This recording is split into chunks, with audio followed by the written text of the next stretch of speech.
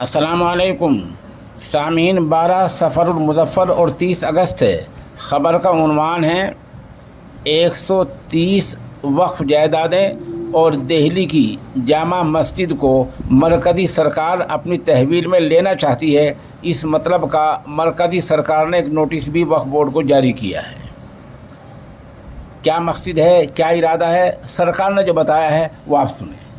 مرکزی سرکار کے شہری وزارت سے وقف بورڈ کی 123 جائیدادوں کو واپس لینے کے لیے نوٹس جاری کر دیا گیا ہے۔ جن جائیدادوں کو واپس لیا جا رہا ہے ان میں دہلی کی مشہور جامع مسجد بھی شامل ہے۔ بتا دیں کہ سابق وزیر اعظم ڈاکٹر منموہن سنگھ کی سرکار کے دوران جامع مسجد کو وقف بورڈ کو دے دیا گیا تھا۔ اب سرکار نے دہلی کی اہم 123 جائیدادوں کو واپس لینے کے لیے نوٹس جاری کر دیا ہے۔ ان 123 جگہوں میں مسجدیں، درگاہ اور قبرستان شامل ہیں۔ جن جائیدادوں کی بات کی جا رہی ہے ان کا مالکانہ حق کبھی سرکار کا ہوتا تھا، ایسا بتایا جا رہا ہے، حالانکہ اوقاف کا کوئی مالکانہ حق نہیں ہوتا ہے۔ منموہن سنگھ کی سرکار کے دوران یہ جائیدادیں وقف بورڈ کو دے دی گئی تھی۔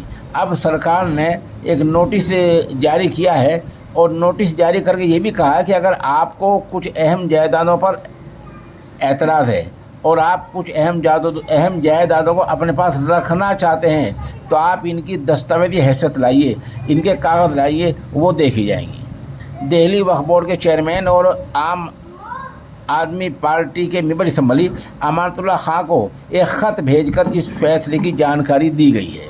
خط میں کہا گیا ہے کہ اگر وقف بورڈ کچھ جائیدادوں پر دعویٰ کرنا چاہتا ہے تو انہیں صحیح دستاویزات دکھانے ہوں گے۔